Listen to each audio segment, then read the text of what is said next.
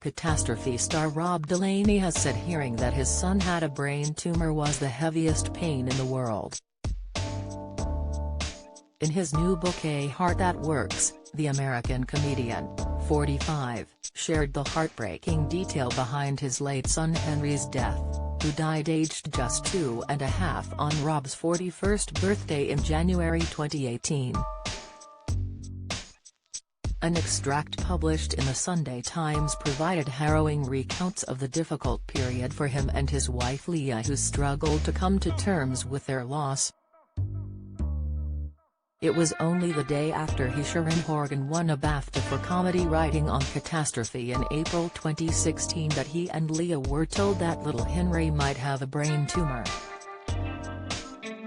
He described that period of time, despite it being the height of his success so far, and the months that followed, to be obscured by fog. "Grief drove a bus through the part of my brain where memories are stored," he said. After the MRI, Dr. Anson confirmed that Henry had a large tumor in the back of his head, near his brain stem. He delivered the news calmly, and ended by saying a pediatric brain surgeon would come to see us within a few hours. "We sank inside ourselves. The heaviest pain in the world. I felt like I had suddenly quadrupled in weight, and an oily, black whirlpool began to swirl where my heart had been." The 45-year-old went on to explain how they were introduced to a brain surgeon at Great Ormond Street Hospital who were going to try and surgically remove the tumor. Little Henry had only turned 1 less than 2 weeks before.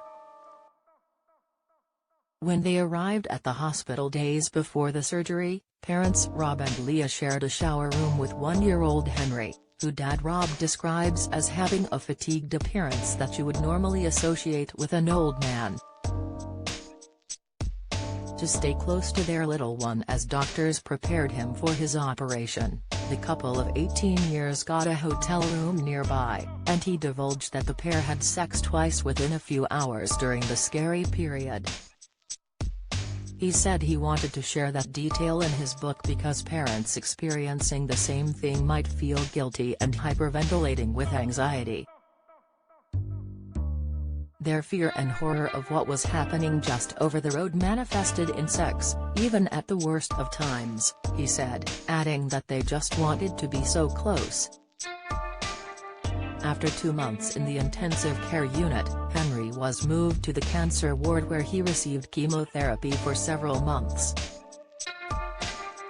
And while this was going on, the couple made an active decision to protect their marriage by going on a date once a week even if Henry was in intensive care.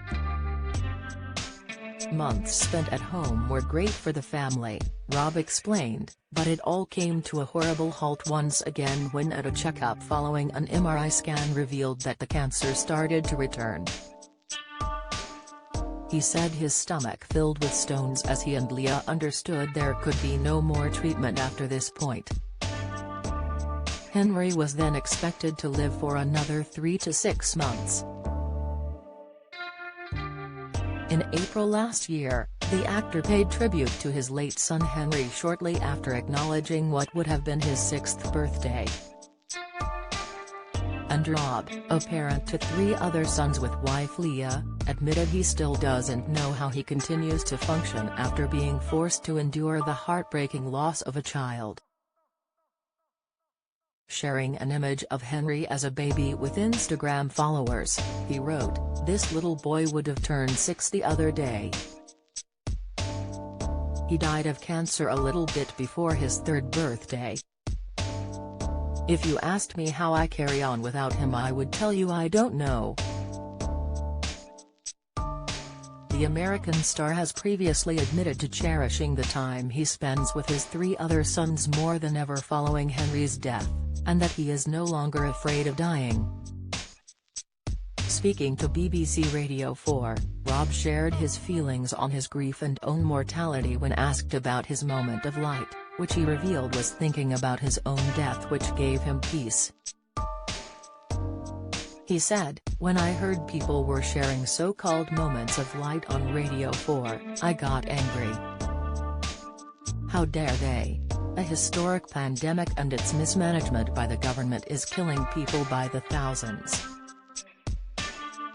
I got so angry, I needed a moment of light myself, so I began to think about my own death. I think about dying a lot and it always makes me feel good. Like many people, I used to be afraid of dying. But a little less than 3 years ago, our then youngest son Henry died of a brain tumor. It so happens he died on the morning of my 41st birthday. Thus, that date's significance has been exchanged for something far larger and more powerful. I don't know where Henry went or what happened to him when he died, do you? But I know we'll get to find out when I die.